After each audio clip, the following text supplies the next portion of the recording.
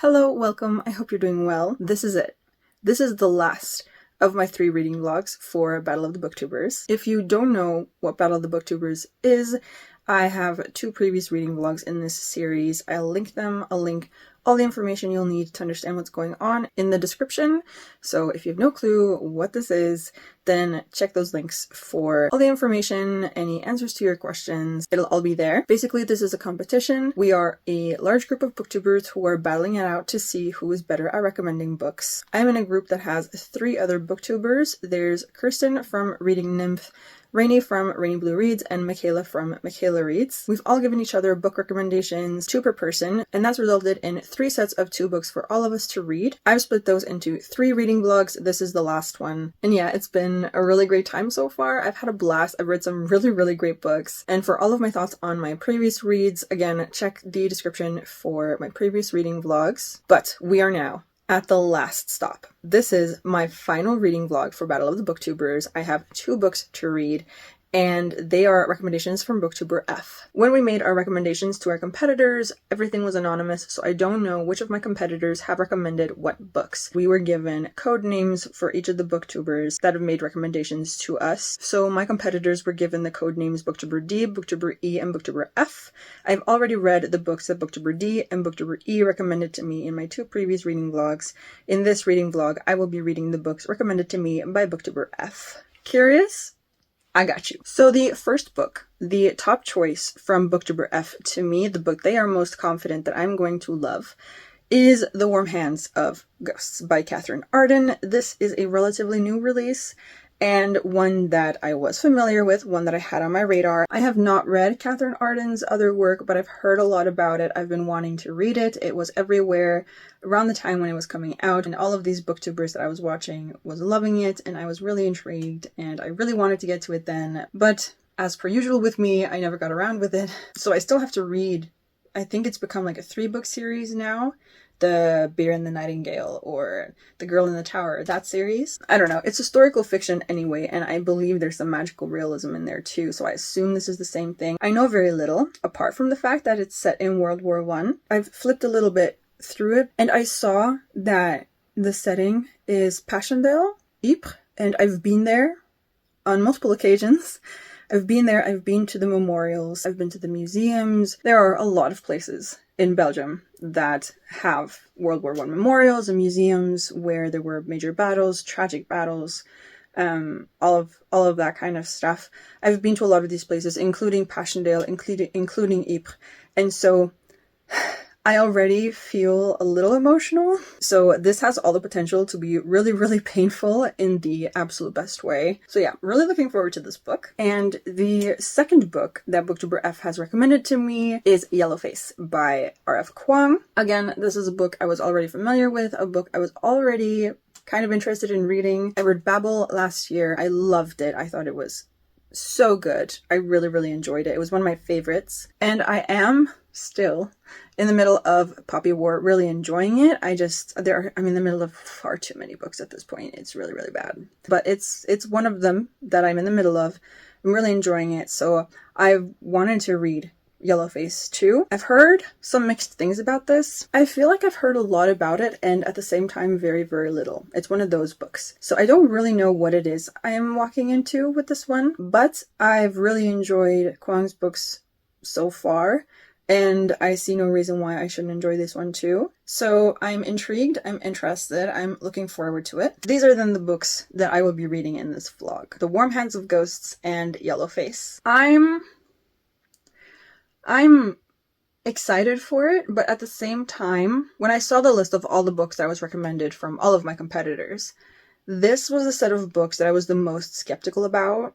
And I feel like it's because I was so much more familiar with the books that I've already read at this point, the other sets of books, and these were the ones that I knew the least about. It's not that I was on the fence about reading them, it's just that these were definitely not a priority of all the books on this list. These are maybe the ones I would have taken the longest to get to. And I mean, they are the last books that I'm reading for this competition. So I mean, I guess it's on theme, even though I really have just been going alphabetically. Still, it's quite fitting for the theme. But yeah, these are the ones that I'm the least certain about, the ones that I'm the most nervous for my competitor about. I had a very good feeling about all the other books that I've read for this competition. These are the ones that I'm most on the fence about pre-reading them out of all of them.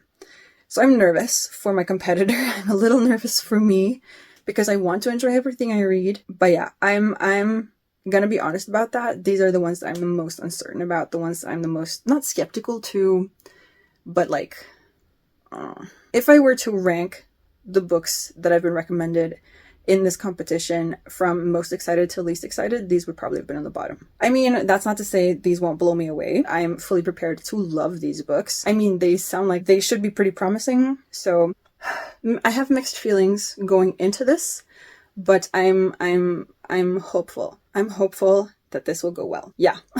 Yellowface and The Warm Hands of Ghosts. I'm actually going to start with reading Yellowface. Up until now in this competition, I've been reading the book that was highest on my recommenders list and then reading their second on the list. This time I'm reading the second on their list before getting to the one that they're the most confident about, just to like switch things up a little for the last vlog, you know? Wow. So anyway, we're gonna start with Yellowface. I can't start reading it right this minute, but I will get to it very, very soon. And I will keep you guys updated on what I think. But yeah, I'm excited. Let's go.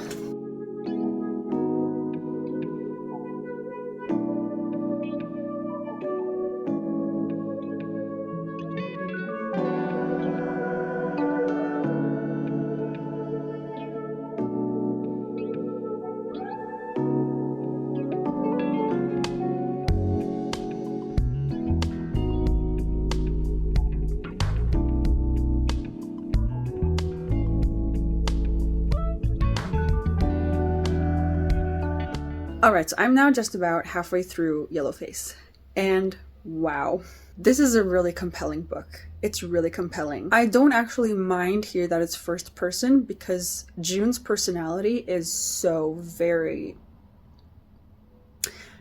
She goes from being this struggling author that I want to sympathize with to being this devious, awful opportunist that you hope faces consequences, that you hope just ends up failing. She swings between the two, like back and forth in the beginning, and the longer you read, the more, I mean, I don't think it's ever not clear that while she is a struggling author, she's also not such a great person. And then as you read more and more, you realize how obnoxious she is, that she's ignorant, willfully or not, I don't think makes all that much of a difference. She's ignorant all the same. And the mental gymnastics she performs to explain away her actions and to like justify the way she thinks and the way she's going about this whole thing, like just the justifications for all that she's doing.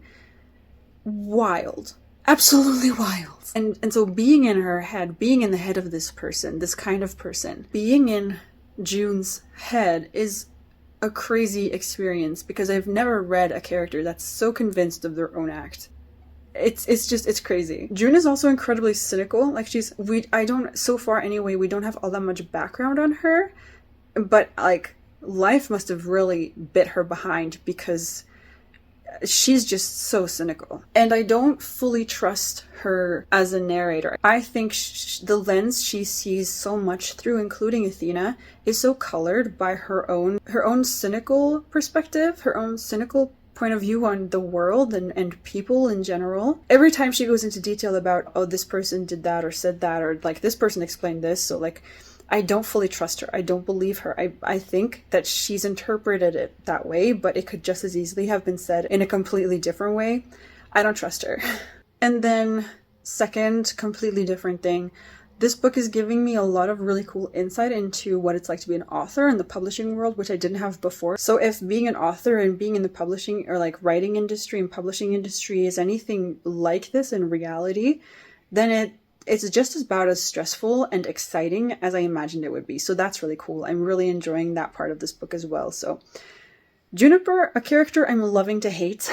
I mean, she really is a good storyteller because she manages to like get to a point where you can't help but feel sympathetic, but then she ruins it by just reminding us of how awful she is. So, loving to hate June. I never imagined that I would be so intrigued and kind of like enjoy following such an awful character. I mean, there's no denying what she's done is not good, right? It's bad. And I'm assuming at some point she'll face consequences. So far, so good for her. You know the description people sometimes give? The like, it's like a train wreck you can't look away from. Like you don't want to watch it, but there's something about it that just captures your attention. This is kind of like that in the sense that like you're watching June build herself up and up and up in this way that you know is going to come crashing down at some point, and you're just waiting for it to happen. And you know that the higher she builds herself, the harder the fall is going to be, and you're just waiting for the moment when it all turns on her. It's kind of like that. That's kind of what I'm feeling about this book right now. I can't look away. It's so compelling, somehow, reading about this awful person. I've never read a person, I don't think I've ever I've probably come across characters that are this kind of awful, but I've never read from their perspective, I think. And it is just, it's a wild time. It's crazy. I keep wanting to like knock her on the back of the head, like, you can't possibly be thinking straight right now. But here we are. So yeah, I'm going to keep reading because I can't put it down. I'm curious to see where this goes, where this leads, when things are going to turn for her, because they have to. Surely they will at some point. She can't possibly get away with this. Yeah, never thought that I would actually, enjoy reading a book where I'm in this kind of person's head, but it's just utterly fascinating to see the mental gymnastics going on and just the thought process and the explanations, the justifications she has for herself and for us as a reader for everything she does. I'm completely captured by this book, which I did not expect. So this is a fun surprise. I'm having a good time watching her build the plateau from which she will fall. Actually really having a great time with this one. And it's so conflicting.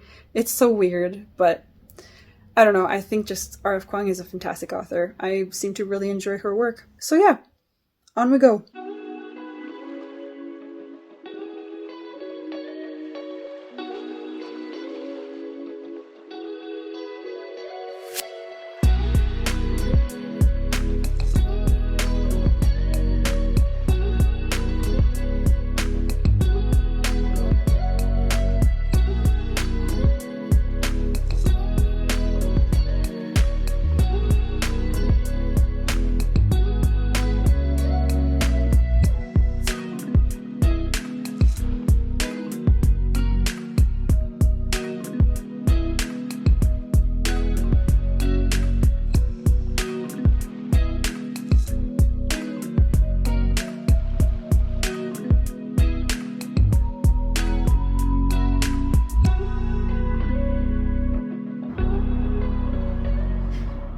So she's having a hard time now. And, I mean, we're in her head, right? So she's extremely pitiful. And I feel bad. But at the same time, you reap what you sow. And she had this coming. And it's not even, like, that bad. I mean, it's bad, but, like, it's really weird being in her head. Our main character being, like, kind of a villain and being in their head. And, like, knowing that I don't fully trust anything she says. That's weird. It's so weird. It's a little trippy. I'm just wondering. She says at some point, I can't believe I never imagined this would bite me in the end. And like, how could she never imagine that?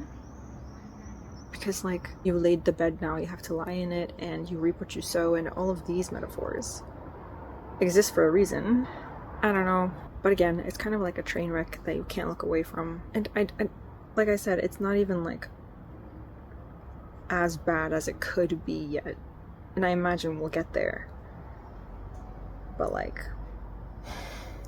anyway, another thing about this book that I don't know if I've mentioned at this point, but that I find that this book looks at is internet culture and cancel culture, like how quick people are to cancel someone, how easy it is, or how quickly people jump on bandwagons, how little is actually necessary, all that kind of stuff, which I find interesting. I'm not very much on social media, but I am aware that cancel culture is a thing, of course. I'm aware that people are so quick to jump on the hate train, basically. People really love to hate. People really love to bring others down.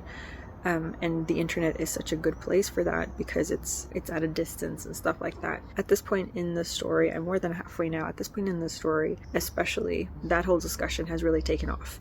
And I find it interesting, particularly looking at it from someone who is in the middle of it. Very interesting. So I'm enjoying that aspect as well. So far, it's really good.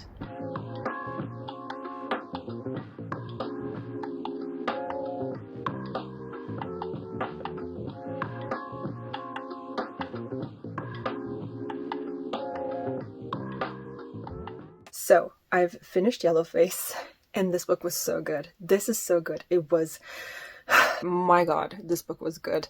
So, I've never read a main character like this before. It was wild. This was messy and all over the place, and I never knew how much to trust our main character. I question everything that she says, every way June describes other people and how things occur and how she felt about certain things and how she understood other people to be feeling and experiencing things. I don't know if I trusted any of it. And it makes for such an interesting reading experience. The word I have to describe this book is compelling.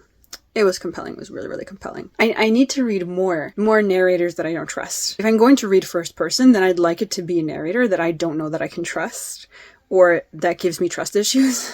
So if any of you have any recommendations of books that you really enjoyed, not necessarily along these themes or lines or whatever, but particularly that have a narrator that you don't know you can trust, please recommend them to me.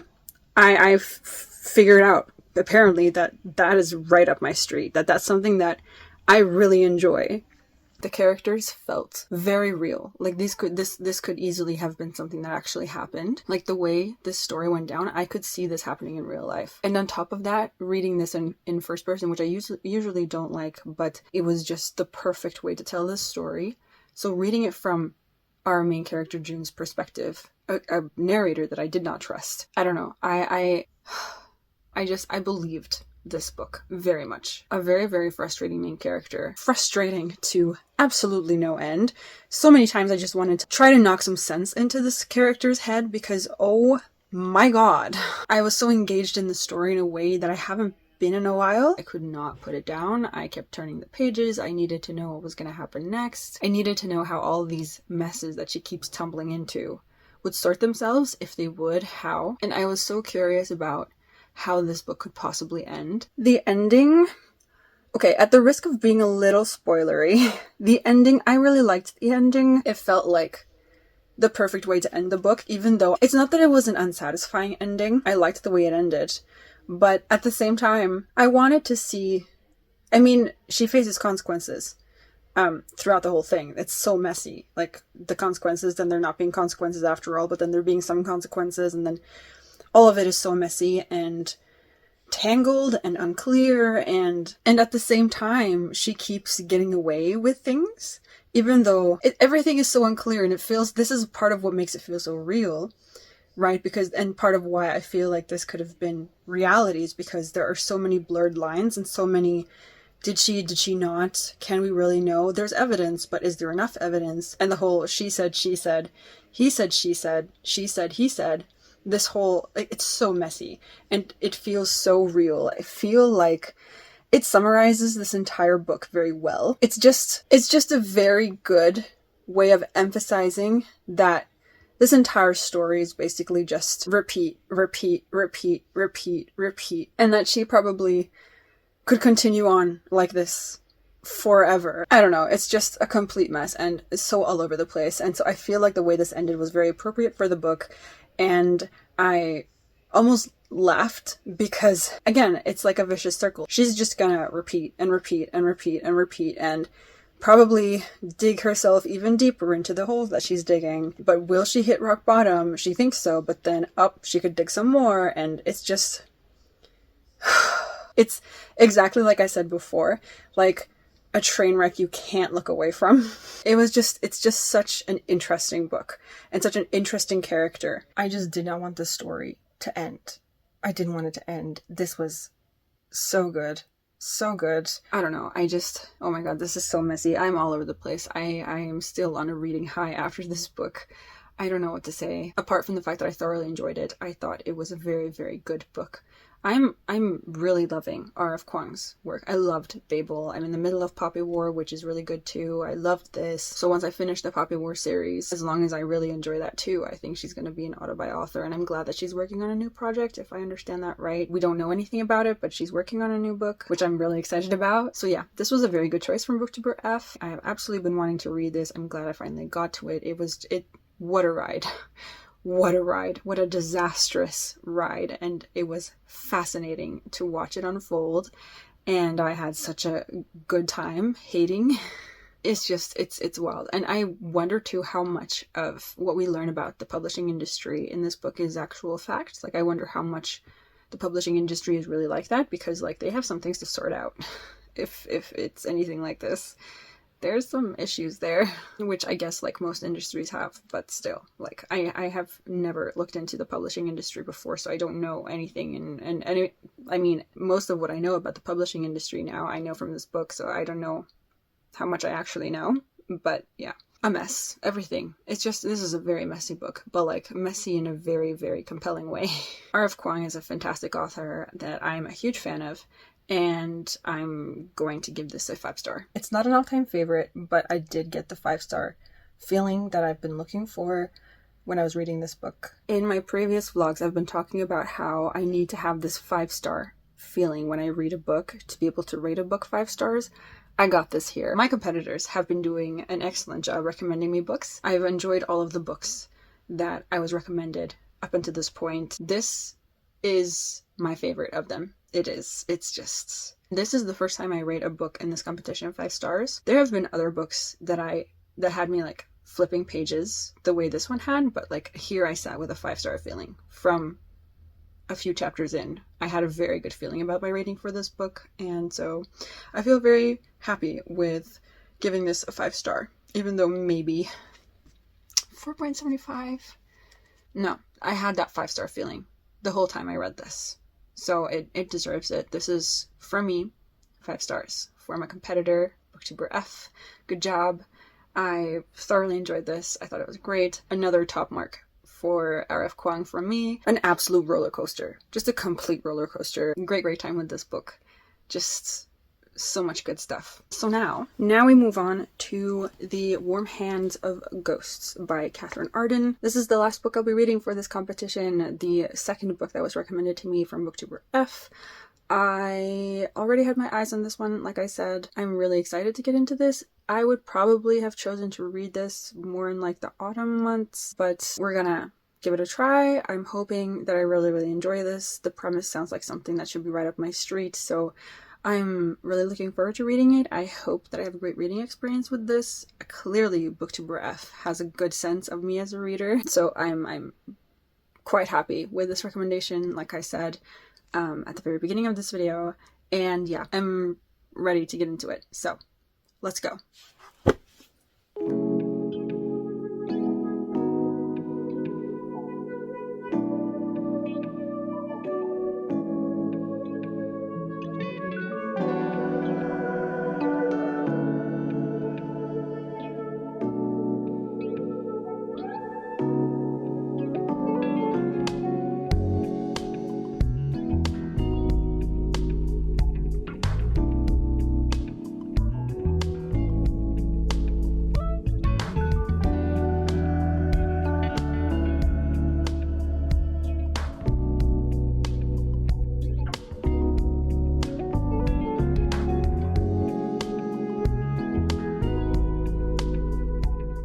So I've gotten a bit into this book now. I've started it. I've gotten, I don't know, almost 100 pages in. And the author's writing style is usually the first thing that jumps out. And this author's writing style, I'm not really loving it. It's not that it's bad. It's just kind of blocky. Like it's not that it's like blunt. It's just not very flowy. Like, it's not the smoothest reading experience I've had, and that also makes it a little bit more emotionless. Like, it's not that it's lacking emotion. It's definitely not. But it's also not, I don't know how to explain it. It's just not really hitting the way that I kind of wanted it to, the way that I kind of feel like it should, particularly considering the backdrop and plotline of the story. I've gone into this expecting an emotional story, and so far the writing style is just not really complementing that for me. I mean, it's too early to say whether it's going to be a problem, whether it's going to, like, maybe I just need to get more into it, but for now, it's just not my favorite, and I'm kind of sad about it. I'm just hoping that I just need to get more into it. But yeah, it's not a great first impression to get of a book. So, other than that though, I'm intrigued. I'm interested. I just feel like I'm not emotionally connecting with the book. I'm not really feeling all that many emotions about the book yet. It feels very blunt and dry are not the right words, but I feel like these kinds of stories really benefit from a very kind of romantic, flowery, smooth, quite beautiful writing style. And this one just feels very kind of to the point, which isn't wrong or bad in itself. It's just not the kind of writing that I would prefer for this kind of story. Yeah, again, I feel like it's a little too early to really pass judgment on that, but it's not the best start. I'll let you know if things change, but for now, I'm just not really connecting with the story, which is not usually a problem I have, but maybe my expectations were just a little too high. Again, time will tell. I have to read more from this, but so far, this is all that's kind of sticking in my head. So, we'll see how this goes.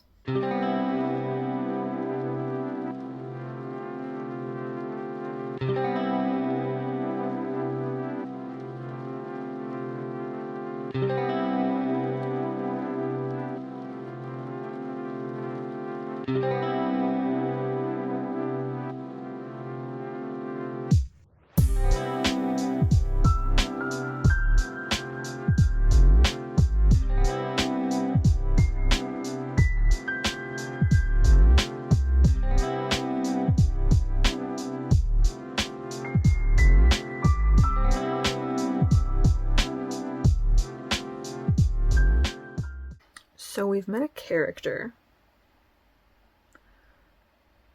who is very mysterious. I'm very intrigued. So I'm almost halfway, and I'm not really feeling very emotionally invested, but it's good. I'm intrigued, and I'm looking forward to seeing how this plays out, because this mysterious stranger is adding an interesting element to the story. Very interesting.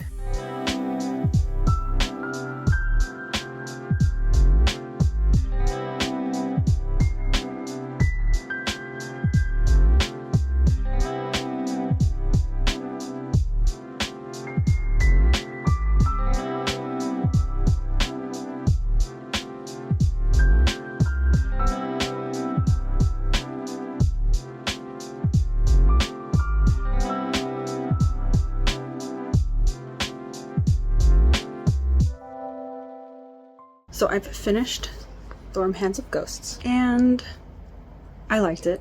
It was good.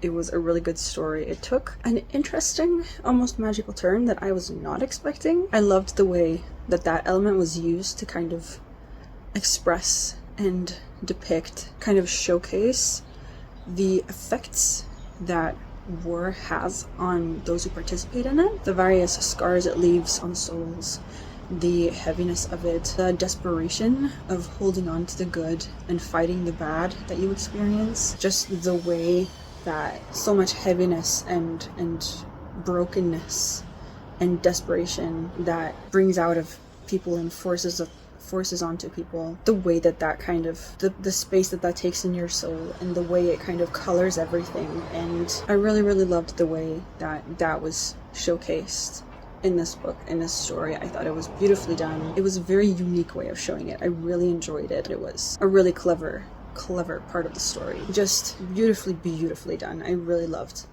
that part of the story. I think it's my favorite part of the story and my favorite element of the story. That being said, I was not very emotionally invested. I felt very much like I was just reading the story. I didn't really feel it so immersed with the story. It didn't really hit me the way I expected and wanted it to, which I think is a shame because this has all the potential to do it.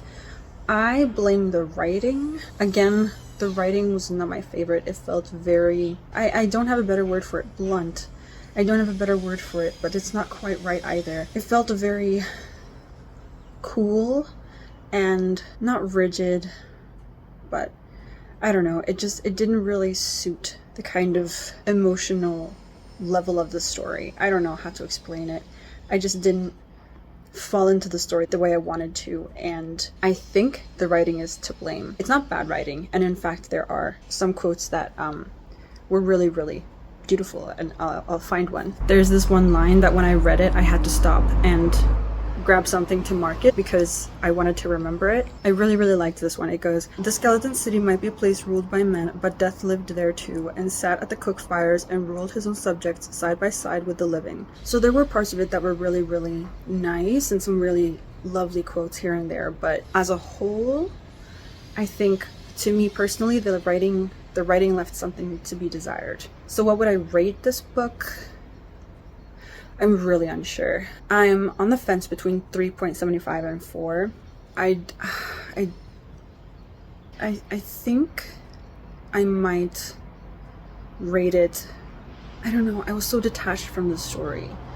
I was so detached, but at the same time, I really, really loved the way music was used in the story. The way it was used to just kind of bring out the way that World War I impacted the people that were engulfed in it, the people that fought in it. I don't know that I've ever read a more wonderful and cruel depiction of it, and it was very well done. And I liked the story as a whole. I liked the plot as a whole, and okay, I'm gonna give it a 4 stars. It's a very weak 4 stars, but I'm gonna give it 4 stars. I kind of want to give it a 3.75, but I'm gonna settle on 4, I think. 4 stars. And then of course earlier I read Yellowface and I gave this a 5-star rating. I loved my reading experience with this book. It was just such a fascinating, interesting book that frustrated me and engrossed me and was just so compelling. A really, really, really good book. Had to come inside again because it's cold outside. Norwegian summer, don't you know? So in summary then, The Warm Hands of Ghosts, which was BookTuber F's top choice for me, I've given it a 4 stars. Still feel like maybe it's more of a 3.75, but gonna give it a 4 stars. And then Yellowface, a 5-star book. My first and only 5-star book for this competition. Just such a great reading experience. I think I was really in the mood for this particular book. And who do I think BookTuber F is? So I said in my first vlog that I thought it was either Kirsten or Michaela who was BookTuber D, and then in my second vlog that I thought Rainy was BookTuber E. I still feel like BookTuber E was Rainy, but I think BookTuber F is Michaela, which means BookTuber D must be Kirsten. Those are my final guesses. Actually, no. Turn it around. Okay, I think BookTuber D is Michaela, BookTuber E is Rainy, and BookTuber F is Kirsten. Or is it Michaela? The only one I'm certain about is BookTuber E. Pretty certain that that's Rainy. The other two? No. Okay, no. My guess is BookTuber D is Kirsten, BookTuber E is Rainy, and BookTuber F is Michaela. I'm locking it in. Those are my guesses. So I've had a really good experience with Battle of the BookTubers. I've read only books that I've enjoyed. I've liked all of them. I feel like most of them were pretty safe bets. Honestly, most of them were books that I was planning on reading anyway, and again, I trust my radar very much. And so, considering that I knew of all these books and that at one point or another I've considered and wanted to read them all, I'm not all that surprised that I've enjoyed all these books, but it feels nice all the same, both to have just, you know, not felt like I was forcing my way through any of the books and ended up hating it or not liking it very much, but also that I'm able to grant my competitors some really good points. So thank you, BookTuber F. Thank you very much for recommending these books to me. I hope you're not disappointed with the points that you end up getting. To me, anyway, the ratings feel quite fair. So, but that's it. That's all. There's no more. I have completed my part in Battle of the BookTubers. I've finished reading all of the books. I've rated them. That's all. I'm a little sad now. That was fun. That was really fun. It was nice to kind of be pushed into reading some books that weren't the highest on my priority list and finally getting them off of my TBR. Very nice. Very happy with it. I think my competitors have a lot of reason to be happy with the recommendations they made to me. I enjoyed them, all of them to various degrees, but I enjoyed them all. And I had a really great time. So thank you again to Danni for hosting and inviting me to be a part of Battle of the BookTubers. And thank you to Kirsten, Rainey, and Michaela for your recommendations, even though I can only guess which one gave me what set of books. I hope that you're all more or less satisfied with the results I can provide you. And I hope you've all had a lot of fun with your recommendations as well. But that's all from me this time around. If you have any thoughts or opinions on either of the books that I've read in this reading vlog, then feel free to share them in the comments and we can chat there. Aside from that, I actually have places to run, so I need to wrap this up. So that's all from me this time around. Thank you so much for watching. I hope you've had a really nice day. I hope you have a lovely week. I hope the book you're reading is a really, really good one, and I hope to see you in my next video. Bye!